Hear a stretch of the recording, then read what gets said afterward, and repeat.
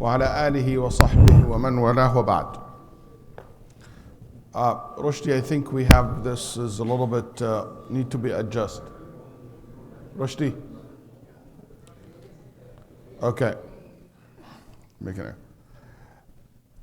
First of all, it's always good to see you guys on Friday, and today, Friday Night Lights is an interesting topic or topics, but all related to something we call it hard decisions.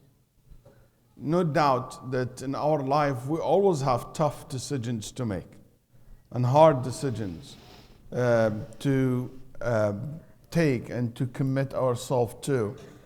And hard decisions are usually decisions that have a long-term effect, consequences.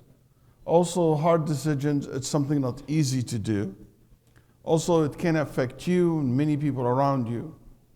And you will see some examples of these hard decisions that we will cover today. But I'm very happy to have in this panel with me people who deal with hard decisions maybe every day in their life, and they help people to make these hard decisions. So on my right hand side, Sheikh Ibrahim, Jazak Khayr, you all know him. But also I have Dr. Maryam Sultan, who is dealing with people who help people to rehabilitate. People, especially I think with brain injury, you told me. Yeah. So she deals with a lot of these hard decisions to be made in every day in your life for you, for the family. But before I jump into some of these cases, I just want to say, Sheikh Ibrahim, mashallah, منور اليوم. Allah نور. بارك الله فيك. ما شاء Allah looks very shining today. Jazakallah khair. Alhamdulillah. Always. No, oh my God. Okay. I love the confidence. Okay. Always. They said there is a thin hair between confidence and arrogance. It's called humility, which is he is very down to earth person. So I know this confidence, nothing else. Alhamdulillah. If you guys can, let's start with the audience. What's the hardest decision can a person make? Let's see what the audience think. What's you thinking the hardest decision? Maybe you made, maybe you have some friends made. What do you think the hardest decision that a person can make?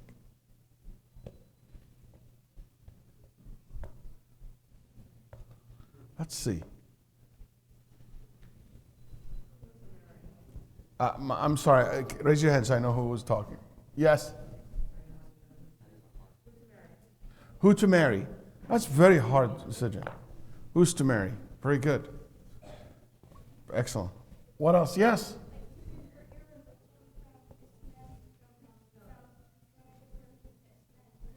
I think one of the hardest decisions to make is to change your religion. Okay? It's a very hard decision to make. Okay? Very good. What else? Anybody else?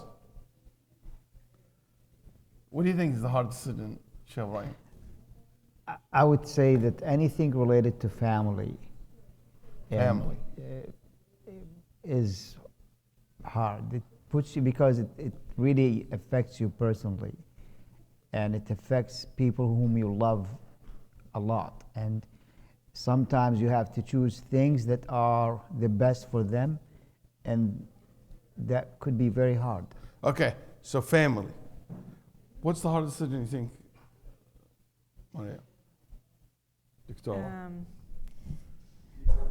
So I actually agree. Anything kind of, I think any decision related to somebody that you love, and anybody that's kind of not yourself. I think it's easier to make decisions about ourselves than to make decisions for our loved ones. So I guess personally, in work, so decisions about.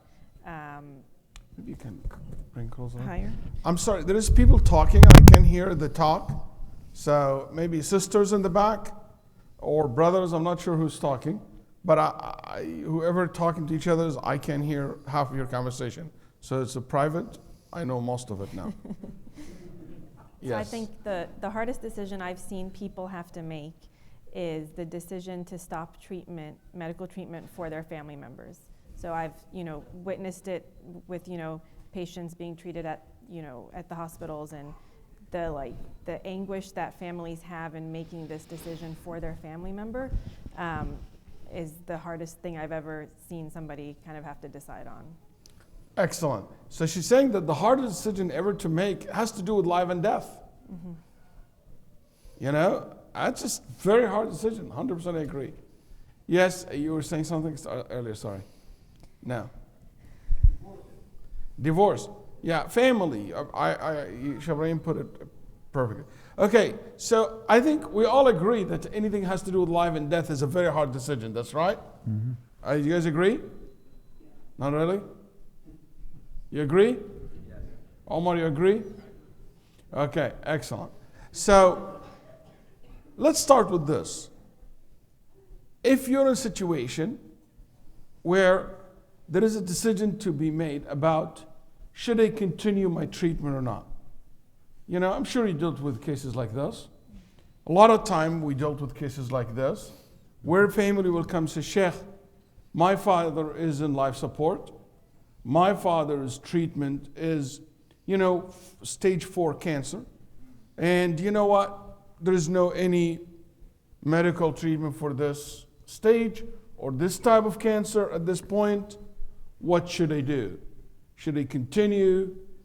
What do you think is the state of mind of the person who basically asking this question, or the person who has to make it on behalf of someone else? And I think if you do it on behalf of someone else, it's even more difficult than you to make that decision for yourself.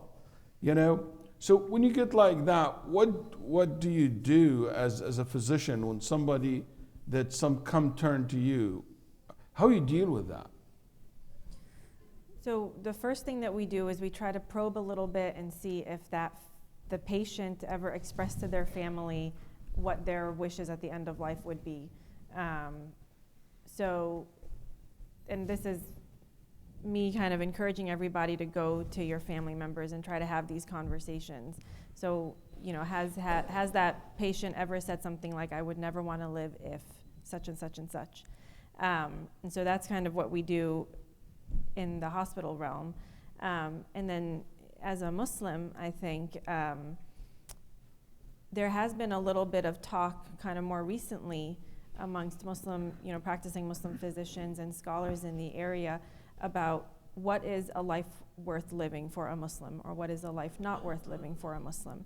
And then the thought goes back to what were we created for, right? And so we have very concrete evidences that we were created to worship Allah. So the kind of defining idea is that if a person can no longer do that, is no longer in a state of mind where they can worship, they don't necessarily need to be standing up for salah, but that their mind is working properly enough to be able to make adhkar or to understand who Allah is in their life still, then perhaps that's a life that no longer needs to go on.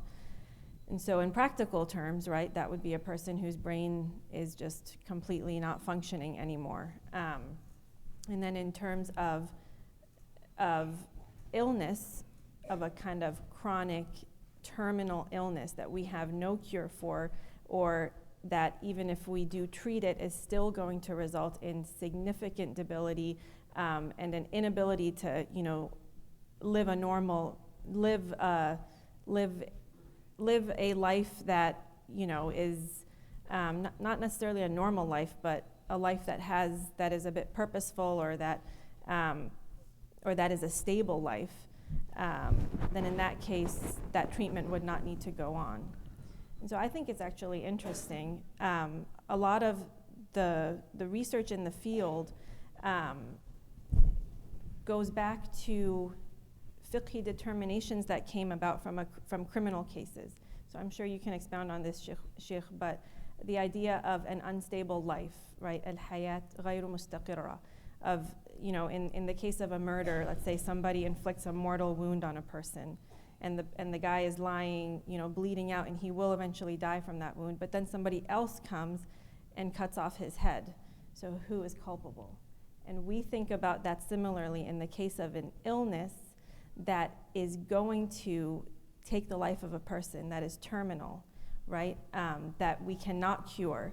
And then a patient who has this illness that is going to take their life and then develops a secondary illness. Let's say they have late stage brain cancer and then develop a pneumonia.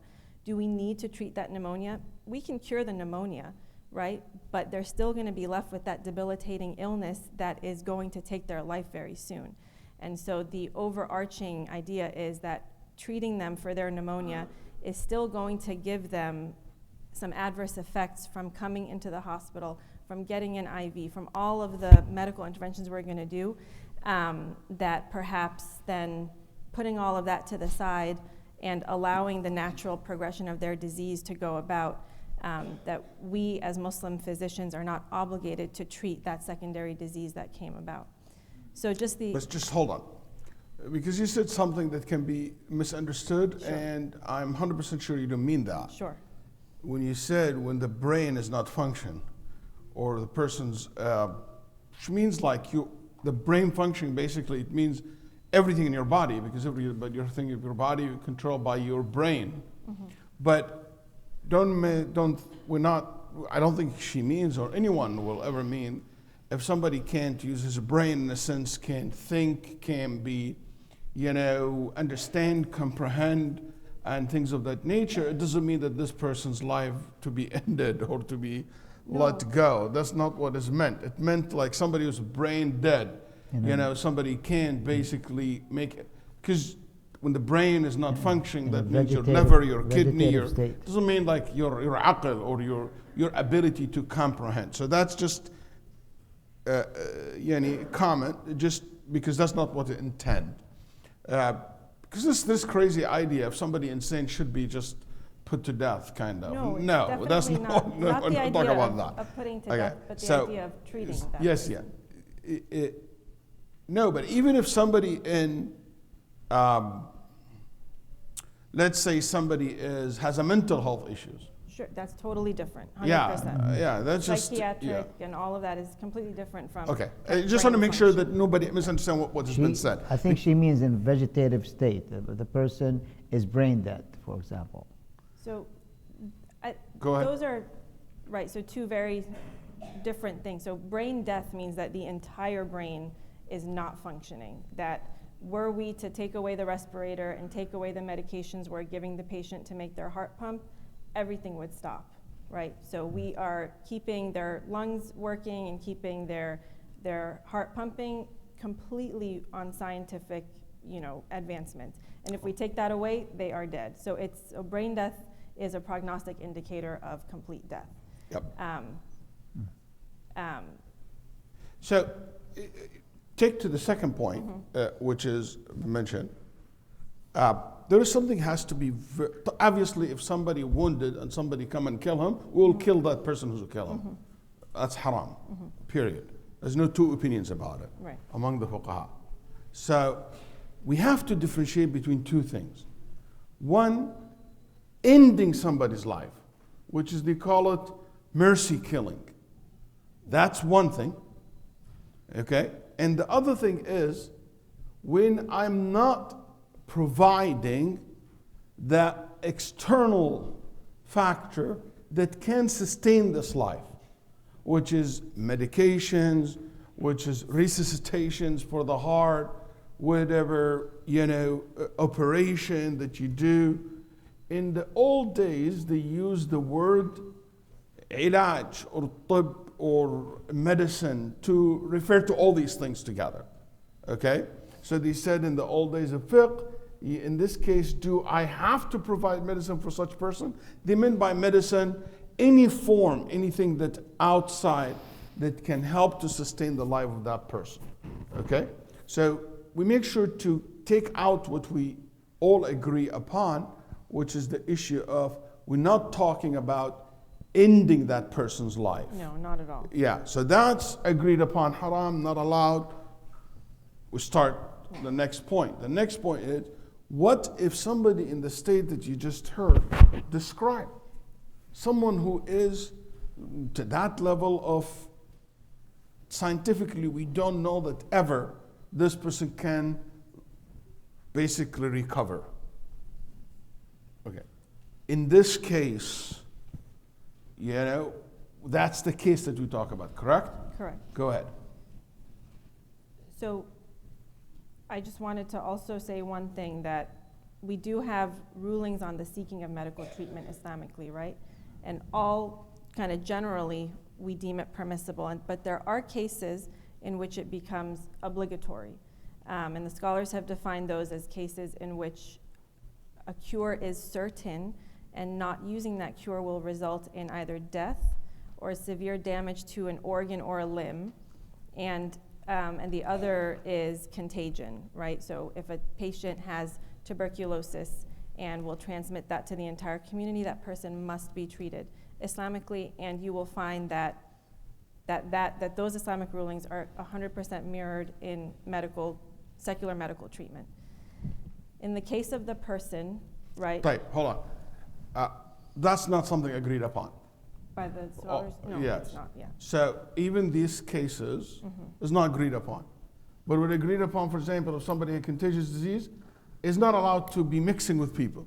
But if that person chooses to stay by himself until he survived or died, he did not commit sin according to many scholars.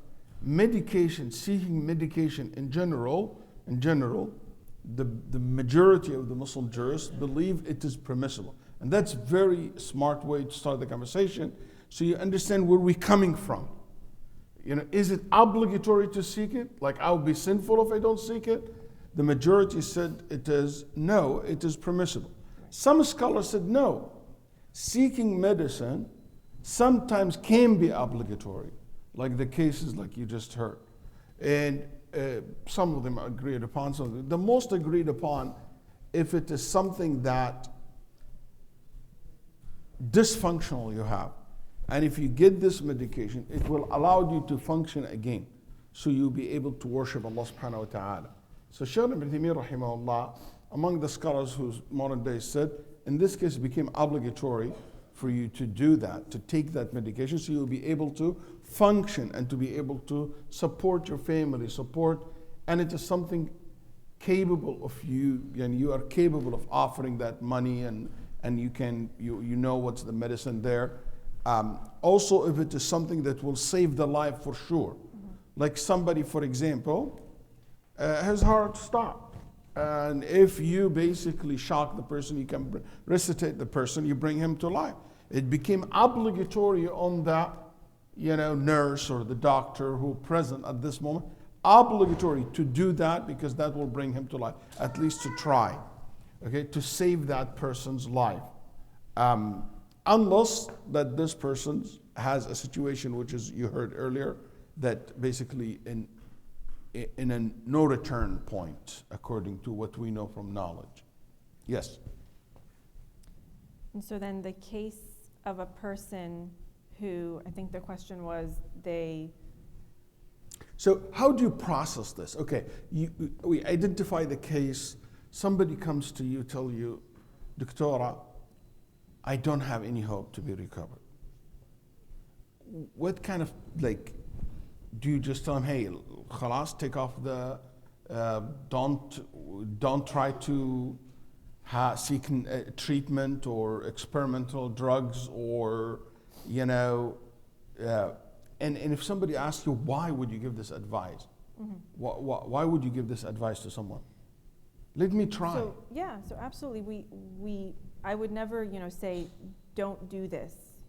I would weigh the risk and benefit, right? And so we want to minimize harm to the extent that we can. So if a patient, let's say, and we get these patients all the time, at the hospital, who have these advanced brain cancers, but come to our rehabilitation hospital in order to get strong enough, or more as independent as possible, so that they can spend the rest of their days at home.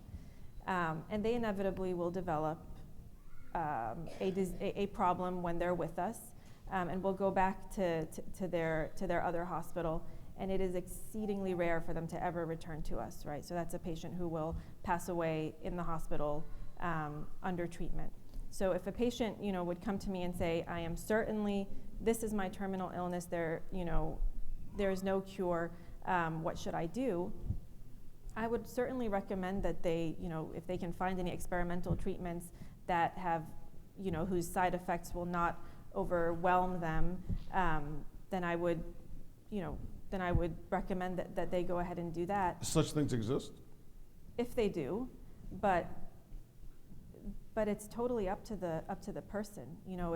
It's fine for them to seek that treatment, but it's also fine for them if it does not exist. If there's no certainty that this treatment is going to cure them, it's fine for them to also forego it. Actually, medicine is not about curing, that's right. Sometimes it is. And sometimes it's not. Sometimes it's, keeping things where they need to be to continue life. yeah, it's about reducing the pain, Right. reducing the, Right. benefiting a little bit. The quality of life of the Yeah. patient. Right. So, but if there is nothing like that, you will spend the rest of your life vomiting, spend the rest of Exactly. painful and Exactly. very severe pain. In this case, what would you say to them? In that case, if that's what's going to happen if they seek treatment, then I would recommend that they stay away from that in order to maximize the quality of the rest of their time on earth. But I do think that it's important as Muslims for us. A lot of times, doctors will ask towards the end of life, what for you, is a life that's not worth living. And I think it is important for us to understand that our worth in our life, right, is the worship of Allah. Like that's our top priority. And so to keep that in mind, that we wouldn't want anything that would take away from that. And that includes kind of the potential adverse effects of various treatments. Shabrahim, what do you do when somebody asks you this question? We live in a medical area, so I'm sure you get this question. Well, definitely, if there's no there's no return to. He came to you, told Dr. You come to a Dr. point where- Mariam told me there is no hope. There is way more side effect than good. My recommendation is not to go through that experiments because I've seen it, I've witnessed it. Maybe you should start rethinking about what's kind of life worth living for. So he came now to the Sheikh to ask, what do you say to people like that? In this case, I would make it where he'll understand that he is in a situation now where he needs to transition to the next life in the best form, in the way that he should, maximizing his good deeds, doing the things that he needs to do, closing his accounts. What I mean, closing his accounts with, if he has debts, if he has problems that he has family that he needs to reconnect with them, to make his life as comfortable as possible, where he can worship Allah subhanahu wa ta'ala, and give him, hope in the hereafter, give him, the understanding of our purpose in life and how things transition to the next life, and eventually I will tell him, life and death is in the hands of Allah, but Make sure you write too well. Yeah, exactly. What about the family? If the family come and ask you, and she said to you, am I killing my son? I'm killing my husband. I'm putting my parents to death. What would you say? Well, I mean, these are extreme cases. I mean, this it's not expression extreme. I understand. If I unplug the machine, I my would tell dad will them- die. I would tell them, okay, there's a big difference between someone actively trying to end someone's life actively, Okay. and someone who's not seeking the extra measures that are not helping. Beautiful. Actually. So number one, I want everybody to understand that by not offering that treatment, you're not killing the person. Because sometimes people think that. Number one, this is very important to understand. You're not killing someone. You're not, That's not mercy killing. euthanizing them. Yeah, No. that's number one. Number two, what else you tell them? Well, I tell them Basically, it is okay. The prognosis is negative. It's not really, it's not looking good. But at the same time, this is not the end of the person's purpose in life, or that he should really, they should look at the larger picture, that we as Muslims, we believe in the hereafter, we believe in life after death, we believe in the grave period of time, life, where we, al-barzakh, where we need to do the things that we can help our prognosis actually in the hereafter be better, our situation be better. And for the family is that we don't make them lose hope, because after all, try to spend as much as, good quality time with your loved one. Try to reconnect with them. Try to strengthen the relationship. Try to, invest in loving them. Try to make it up for them. A lot of people actually handle grief in a way where it is counterproductive. We as Muslims, we handle grief as it is a ni'mah from Allah, actually. It is a way where we can... So one of the things that's important to tell the family, the second point I understand, is to talk to them about the akhirah, coming to Allah subhanahu wa ta'ala. Subhanallah, yani, man ahabba liqa Allah, ahabba Allah liqa. When you love to meet Allah subhanahu wa ta'ala, Allah loves to meet you. It's so important to understand whenever you are in the situation of loved one, that the believers, when they go to Allah, they have a better life than what you have here. There's no doubt Allah subhanahu wa ta'ala will be more merciful than any one of us. So we have that yaqeen, husn al-dhan billah. The ulama rahimahullah talk about husn al-dhan, to only think good of what Allah have for you, in particular at this point, the point of death. Mujmi'een al-ulama, that this is a focus point, to have great husn al-dhan billah in the time of your death. Also, one thing that I noticed, I asked myself these questions with my own father when he was in life support. He paralyzed for a while. He had multiple, strokes in his brain, rahimahullah. And it reached to the point, like what he said, it's just pointless. And my brothers, talking to my brothers, so when they asked me, I asked myself a question. I said, is it about me or it is about my father? Because what I found so many times when people in this situation, if you dig deep, it's really about me, not about the patient. It's about me, want him to be around me, want to see him. I don't want to lose him. And I think that's became sometimes selfish. That's a good point. But if you think how much this person is suffering, and I see many doctors here, correct me if I'm wrong, correct me loud, okay? Don't think the life support is the patient is breathing so smoothly and just happy, being in morphine or whatever, he really relaxing. No, it is so hard. It's so painful. That's right, Doctor? Omar, Doctor? Yeah, it is not an easy thing. So if you really think about the pain that they have, and you witness that in your work. Yeah. The psychological pain and the physical pain. And have Dr. Shalabi also back there. That's right, Doctor. It's not an easy thing to be in that position. We have to think about what they're going through. Also the financial burden that sometimes created hundreds of thousands of dollars that is accumulated. I'm not being materialistic, but I'm being practical here. So sometimes we have to think about this person. And I give you another example. A sister, all her life muhajjaba, all her life covered, all her mashallah, never been seen by someone. And she reached that level of vegetation states or in that level. would she, in your opinion, in her hospital, will be always covered? Will not be exposed? No way. It's not It's possible. impossible. It's not easy. Impossible. It's not easy, no. Why would you let someone live all their life by certain code of moral? You're exposed to something that they in their lifetime hated the most or don't want it.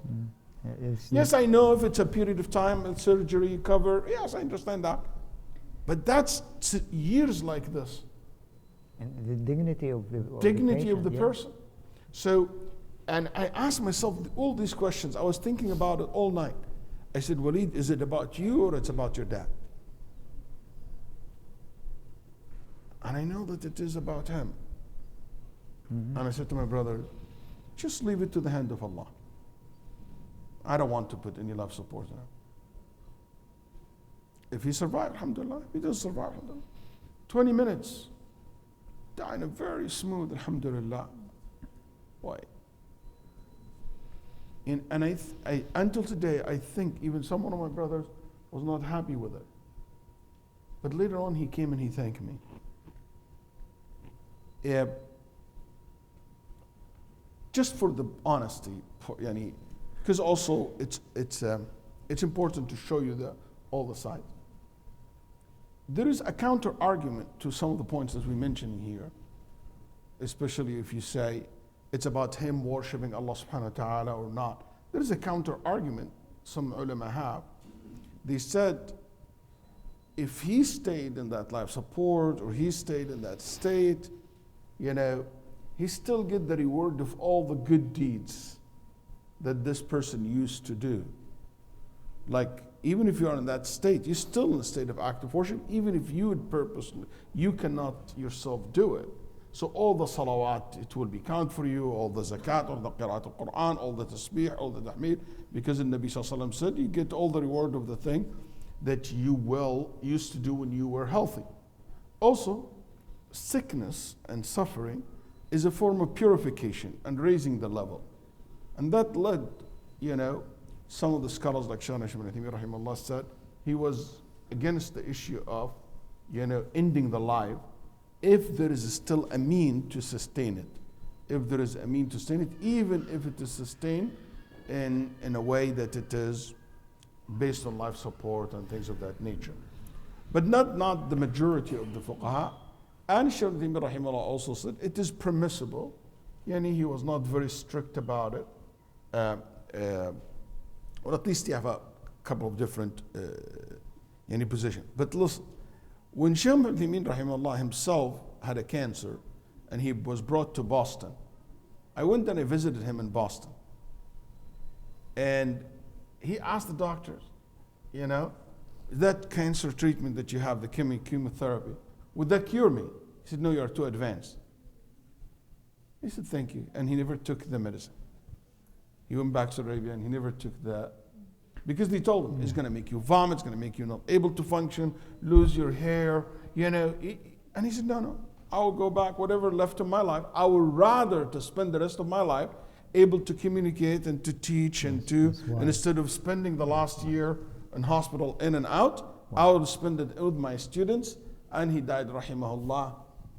The last day he was actually teaching in the haram, laying down while the microphone next to him, and for about 15-20 minutes, and after that taken to the hospital, and he died before Fajr, rahimahullah ta'ala. So I just also want you to be aware. So even if we say, we're not rushing here, but at one point you have to make that decision. At one point you have to make that decision. And I want you not to feel guilty, not to feel haram, not to feel wrong.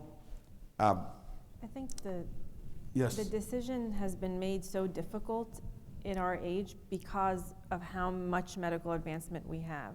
So the line between, living and healing versus actively dying has become very blurred.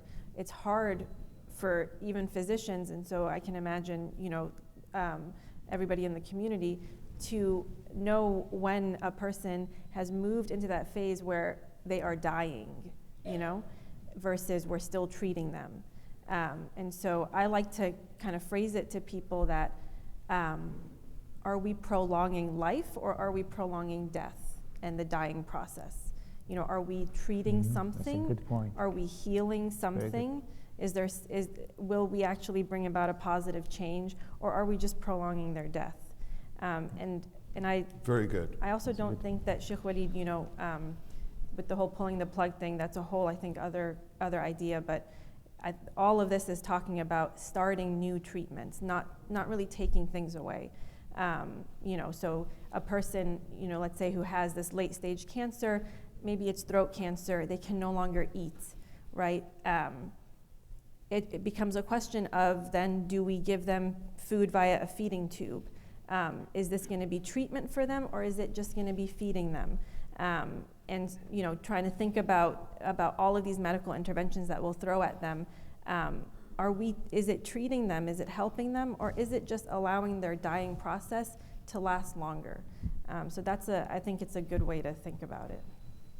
But it's, I mean, that goes into, I read your research. It goes into, are we allowed to starve them? If they have, let's say, what do you call it? Irreparable Like a situation terminal where, illness, you know, they have a throat cancer and they can't really eat normally. But if they have no throat cancer, their throat is okay, they could eat normally. And now you have to use a feeding tube. Now, if there's no hope in them recovering at all, are we allowed to starve them? Right. I don't think you ask her you're allowed to starve them. She's not a what- mufti, but you ask her about, from a medical perspective, is that what you do? Are we starving them? Are we I think is starving? the better question. Okay, that's the question. So what's interesting is that patients at the end of their life actually don't feel thirst and they don't feel hunger. So a story about my own grandmother, Allah yarhamha,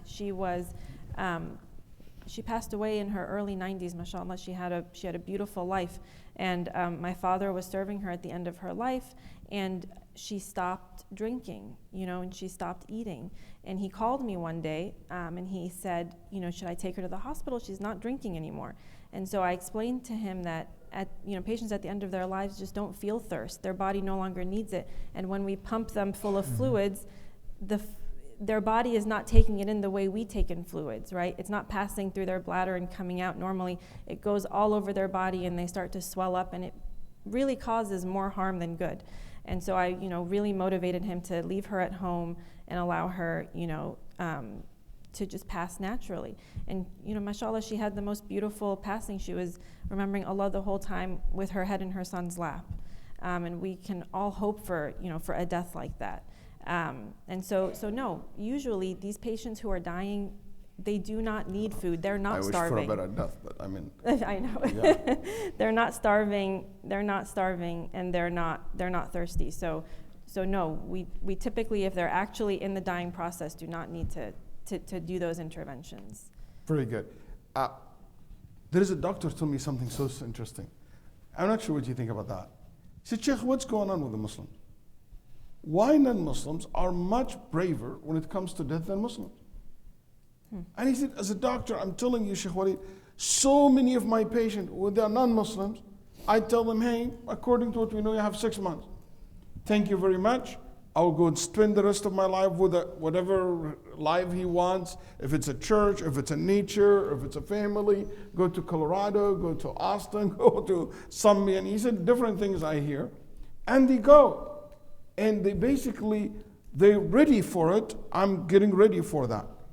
He said for Muslim, he said they holding into this dunya in a way that as if there is no akhirah. Wow. And he told me it is so hard for me to process this. Is that description kind of exaggerating or correct? No, it's not. It's actually correct. And it's unfortunate, I feel. So when I was a first-year resident, right, I had just finished medical school, my first year as a quote-unquote doctor, and I was in the ICU, and there was a patient there who had been there for months, and he was declared brain dead multiple times. But the family refused to withdraw, I wouldn't even call it life support at this point, you know, the ventilator and the medications to keep his heart pumping. He was not Muslim, he was polytheistic religion.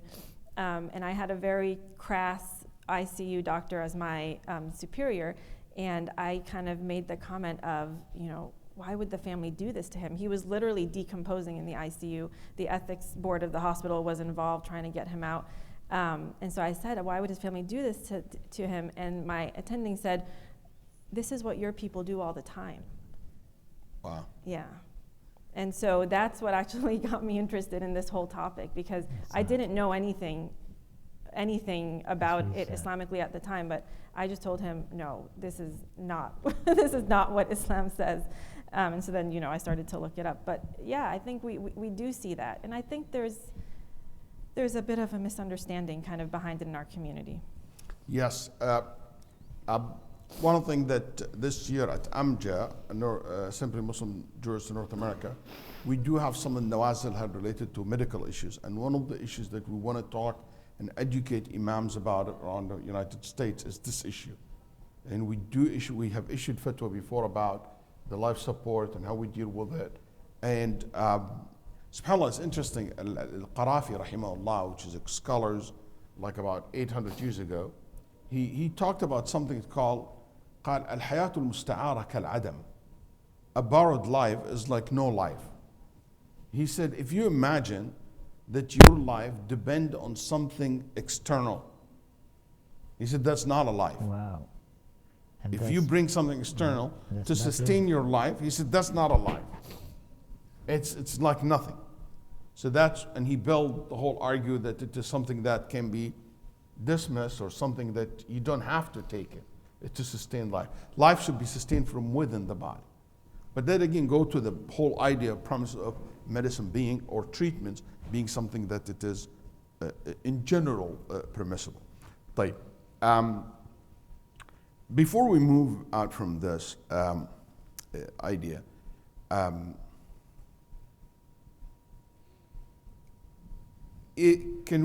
want to say something, and maybe you guys both can comment on it. One doctor once told me something that's it really hits me hard, and it's still in my head. He said, Waleed, for us as Muslim, we should not think about, we're not trying to, it's not about for you to live longer, because your life is determined when you're going to live, when you're determined. But what you need to think about more is what kind of quality of life you will have for whatever years left for you. Like, for example, when we say exercise, when you say diet, when you say do this, do that, it's not about, or medicate, it's not about really how long longer you can live, or you can delay your death or cheat your death. It's about what quality of life that you have. You're going to die 10 years. But what's more important, how you will die. Is that something that you want to reflect upon, since you have seen examples, so community be aware of that?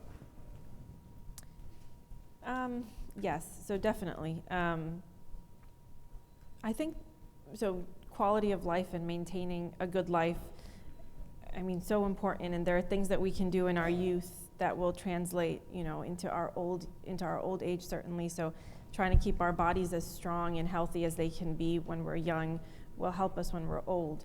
You hear that, young guys?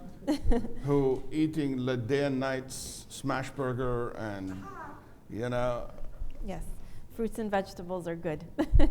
But I think thinking about how we would want our last days to pass is important, and is, I think, something to communicate. So the idea of medicalized dying, I think, has become the norm, in that many people are passing, in the hospital, surrounded by machines and things like that, and trying to transition that back to the home as much as we can. And I know that there are some conditions where doctors really work to get their patients home to spend their last days.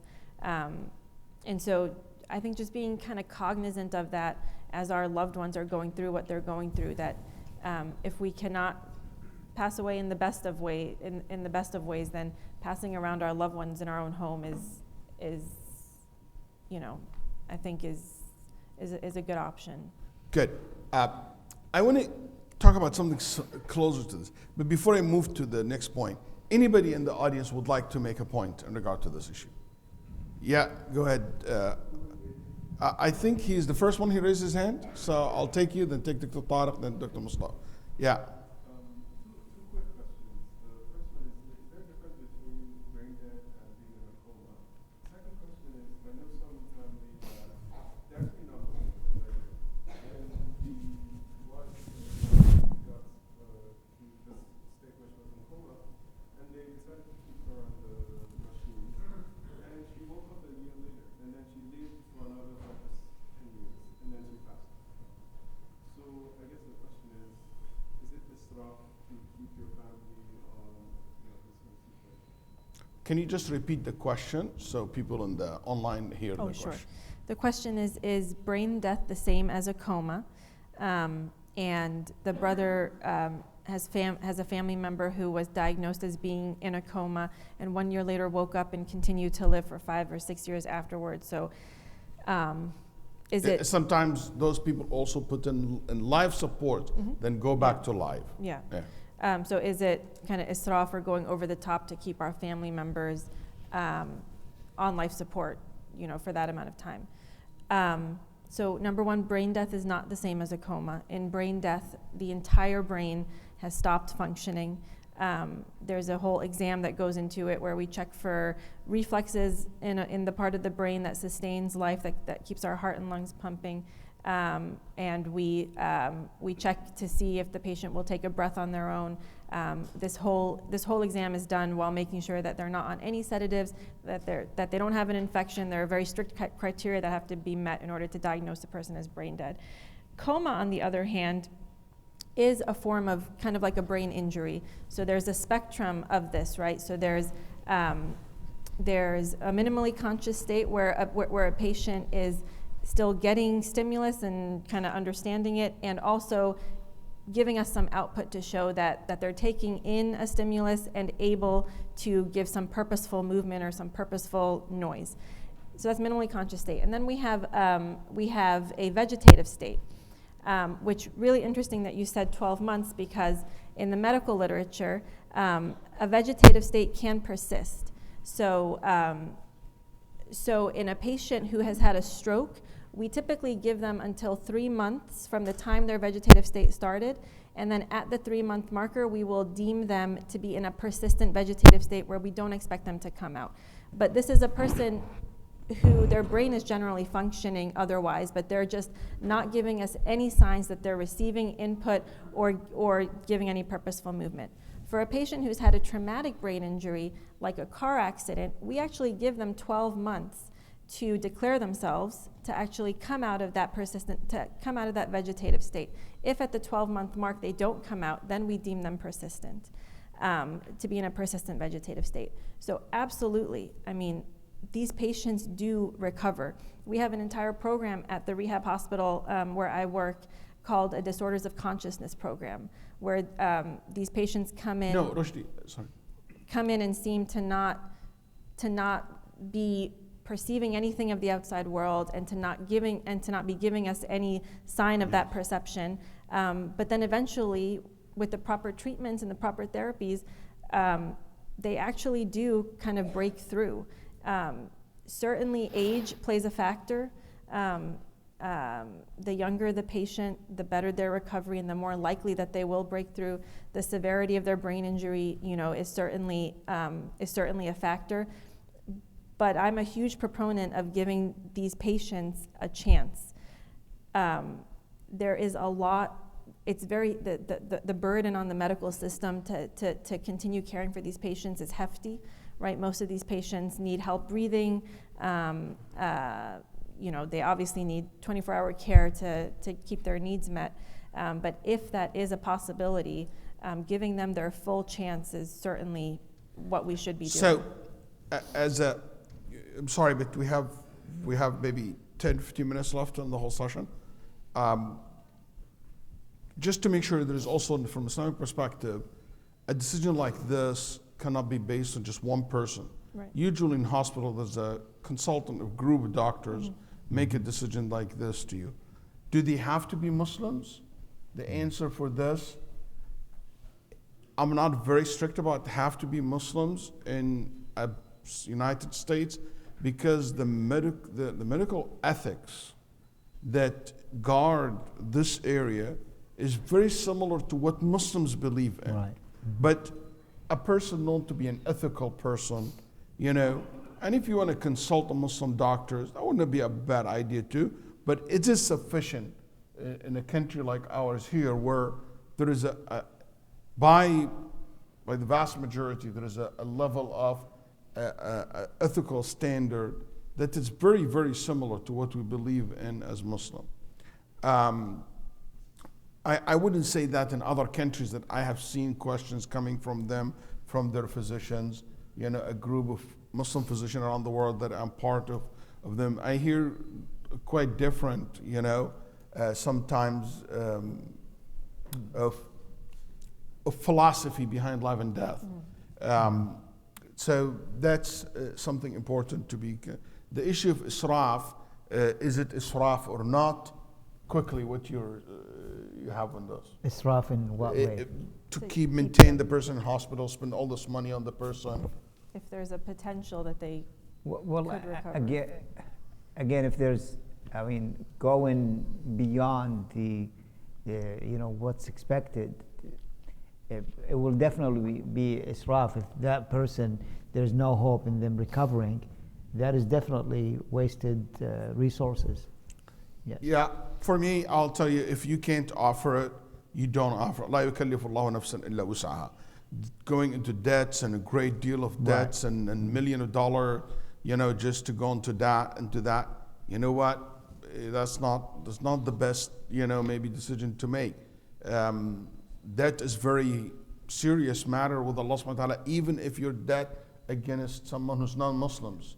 It doesn't mean it's halal because my debtor is MD Anderson's, you know, or John, or, you know, still it's a debt. You will be asked about it on the Day of Judgment.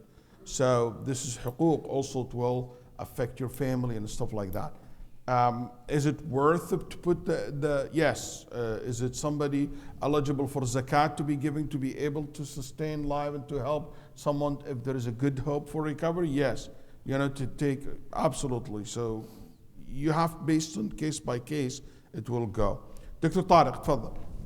I think there is a microphone. Since we're talking about hard decisions we make in our life, I think it's also very healthy if we also tackle the subject from the perspective of how we can belittle it, how we can reduce it, how we can make it easy. And instead of being reactive to the situation, if we have a good plan during the course of our life. What I mean by that, I will take just two things.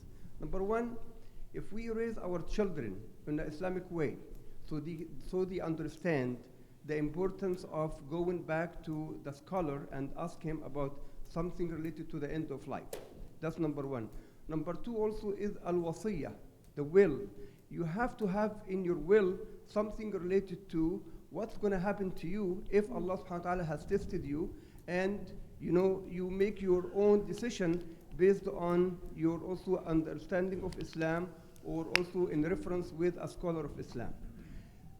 Living in America, I think we should not forget also that there are certain regulations we have to follow. For example, medical power of attorney. Medical power of attorney is a legal way of assigning a person who you trust. Maybe your sheikh, maybe your son, if he has good knowledge of Islam, maybe your daughter. Very good point. You know, to make a decision for you at that time, instead of being a chaos. And because I understand how difficult it is.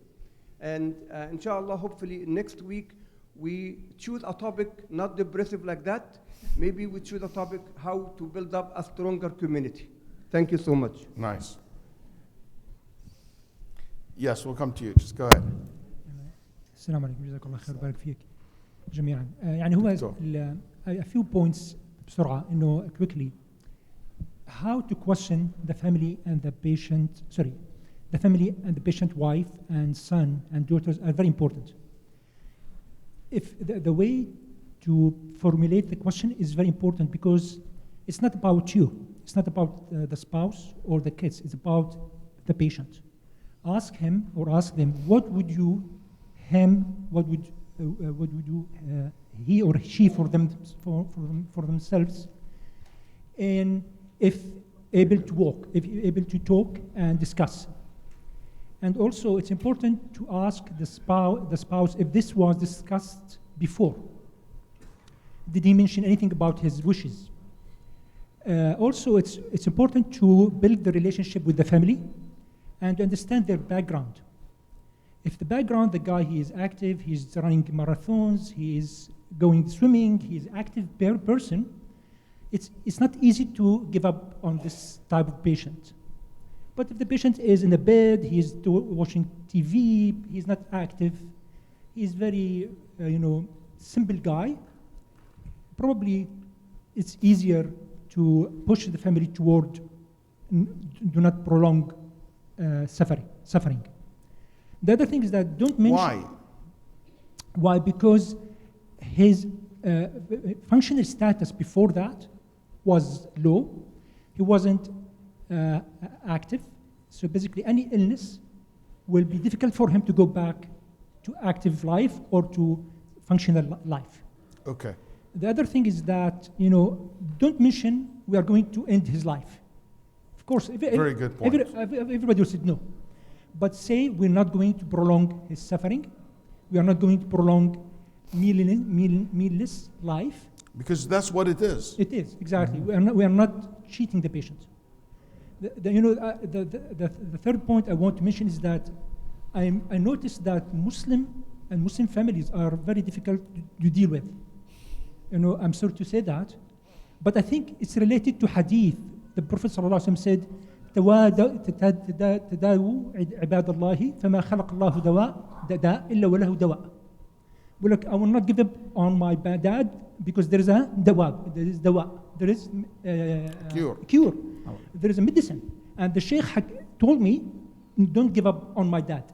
So it's very important for the community, medical community, and also the scholars to clarify this point to the patients and their families. Yep. جزاك الله خير. Jazakallah khair. Very good. Yeah, but النبي صلى الله عليه وسلم قال there is a cure for every disease, but, except death. But also, some people know. Sometimes we know the cure, sometimes we don't. And you're gonna not keeping him hanging until it's discovered. Yes. Assalamu alaikum. So, The many details that you are discussing here and that this brother just presented with respect to being informed of the death process with respect to American legalism and the ethics in medical ethics and so on. There's an organization that's international called the Death Cafe. And in the Death Cafe, you bring these issues, many of these details that you're trying to deal with, to common discussions. In other words, people in the community, no scholars, except maybe a scholar is there if he wants to be there. But these issues are discussed in detail with respect to how people are going through the grieving process and or who are facing death themselves. And it's called the Death Cafe.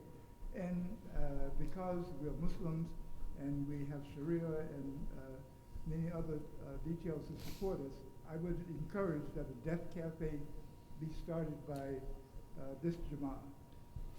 very good. Death Cafe. Okay. Anything from sister side? Anybody has a comment? Yes. Hold on, Jamika. I will get you that. Can you give her the microphone? Just, yeah, so kind of online. Yeah, go give it to her. Jazakallah khair for being shy. Assalamu alaikum. What is the stance on clinical trials, and would your answer be different for pediatrics, like for kids? Cancer. Clinical trial. Yeah. A clinical trial is allowed in Islam. It is allowed because we have rules in Islam that maslahatul jama'a muqadda al maslahatul fard. The benefit for the collective is more prior to the individual. So because yes, that individual might suffer, might die, might not, but the benefit is for the collective, for the bigger picture. So it is allowed for a person to be part of a clinical trial. And it will not be sinful even if it causes death to the person. Pediatrics. Yeah, but obviously, and you have to use your brain too. Like when you make choice like this, something trusted, something has a potential not every walkers somebody in middle of walk land want to make a clinical trials have any credential, and he said, let me make an experiment on you. It wouldn't be correct. Yeah. Anna, Uh-huh. last question. Let's say you couldn't witness your family member, like say their shahada before they get into a coma or before something like that. Would it be appropriate to put them on life support for that because you want them to say the shahada or something? You can say it, and hopefully they can hear it. Sometimes patient can hear, but we cannot respond. So that's also possible. So you can say to them, make dua for them. And Nabi Sallallahu Alaihi Wasallam told us, upon death, angels are there. So say nothing but good, because angel say Ameen to what you say. So make dua for the person. I want to say also something about hard decision in general. Okay, any hard decision you have to make. Omar told me something very interesting in the car when I'm coming with him. He said to me, it has to be worth it. Hard decision, it means a long consequences, something that is so strong. So if this is a hard decision, it's really, we're talking general as a hard decision. So it has to be something that if you're going to make a very hard decision, make sure that this thing that you're going to make, Islamically correct, nothing wrong in it, morally acceptable, and you're going to make the decision, okay? It's a hard decision to rob a bank, but it's an easy decision to say no. So that's the point. Another point in a hard decision, make sure that you consult. You talk. Don't keep it for yourself. It's so important to open up to friends, to family members, consult with someone, talk to the doctor, have a conversation. Hard decision, and don't think it is end by making the decision. I think you're still gonna need this consulting, this support, this therapy, after making the decision, so you don't feel that guilt on you after you make the hard decision. One of the points also for hard decision, then make sure that you pray istikhara. You turn to Allah subhanahu wa ta'ala before you make any big decision in your life. ما ندم من استشار وما ندم من استخار ولا خاب من استشار. You will never regret when you pray istikhara, and you will never also regret when you consult people. So make sure that you connect with Allah subhanahu wa ta'ala. Ask Allah subhanahu wa ta'ala to open your heart, to open your mind, to make the right decision. اللهم اهدني لما اختلف فيه من الحق بإذنك إنك تهدي من تشاء إلى صراط مستقيم. Allah is the hadi. Allah the one who guides. Allah subhanahu wa ta'ala the one who opened the heart and the mind of the person. So make sure you turn to Him so He make that process easy for you. I would like to add the point on... we'll give 1 minute for you, 1 minute for her, and we call it for tonight. The point when you mentioned that some people say, well, we know when we're going to die, and there's no way we can have more life or less life, or more time added or less time taken away because of the way we live. And that is actually a misunderstanding of the qadr of Allah subhanahu wa ta'ala. We know that Allah subhanahu wa ta'ala determined how much or how long you're going to live and what type of life you're going to live. But we also know that if this is the qadr, you don't know actually what the qadr is. And the Prophet Muhammad ﷺ told us that اعملوا فكل ميسر لما خلق له, that you do the work as you will work towards that goal that Allah subhanahu wa ta'ala has prescribed for you or has set for you. In this case, what do you choose? Do you choose to live a happy life or a miserable life? Do you choose to live a longer life or a shorter life? So if you choose to live a shorter life, then you're going to be actually living the life of someone who is actually dying or wants to die or, like abusing himself.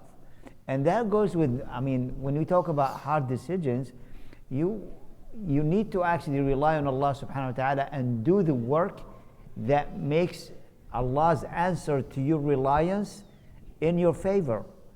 So if you have a hard decision to make, a lot of people, for example, regretted, they were really dreading divorce, for example. But when they actually asked Allah for help and then they ended up making that decision, Allah improved upon their life after that. It wasn't the end of your life.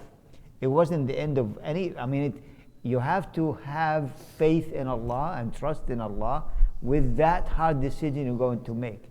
And after all, you need to base your whole life and the purpose of your life and the happiness of your life on Allah subhanahu wa ta'ala alone. Not on a person, not on a thing, not on a circumstance, not on a condition that you are in, but rather Allah subhanahu wa ta'ala, and ask Him to improve it for you. And it will make it easy for you. That hard decision becomes easy.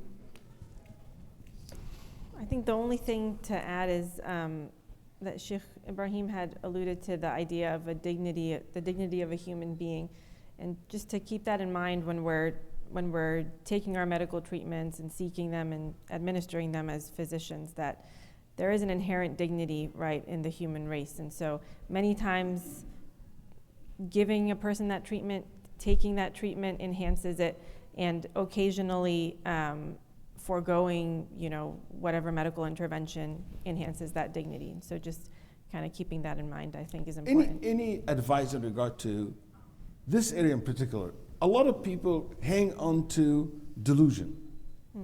Oh, I read in WhatsApp there is somebody took that herbs and Allah cured them from the cancer. The copper bracelet. Sister Saad from Morocco, she tried this Madri Aish, and she now, mashallah, active in her country. And you look for Sister Saad, there is no Saad or Layla or anybody like that. Can you say something about that? I'm sure you've seen those.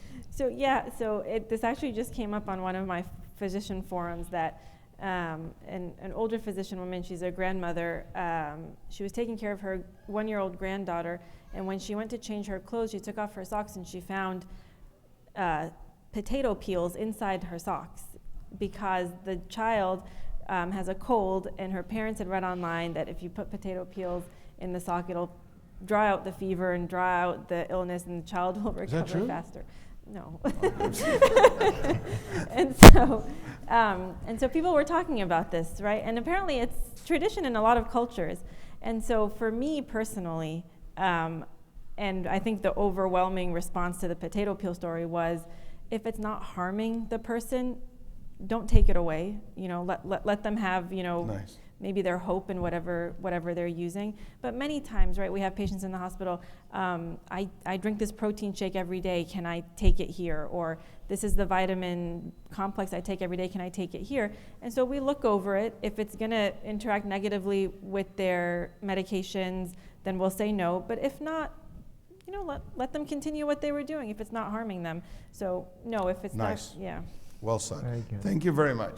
Jazakumullah khair. SubhanAllah, I had another topic close to this, but if your parents are old, would you ever consider put them in an elderly home where they live and somebody take care of them? That's a sensitive topic. Very, very sensitive, because it has to do with culture, with religion, with reality, and I would love to see the discussion between, us at one day, but not next week, because next week we're gonna keep something. We had also divorce, a hard decision to make, cutting relationship with family member, a hard decision to make with friends. These are very good discussion, but we'll keep it next week. We have chai and pie. Yes. Next week you have a competition, the best chai and the best pie that can be made in house here. Okay, so we have a short one, fun one, then we will have a competition over chai and pie. People eat turkey in the morning, I guess, or the afternoon or whatever, on Thursday, but on Friday here, inshallah, we'll have that pie and chai. So get ready for it. Looking forward for next week, inshallah ta'ala. Have a wonderful Thanksgiving and a wonderful week with your family. Assalamu alaikum. Thank you for being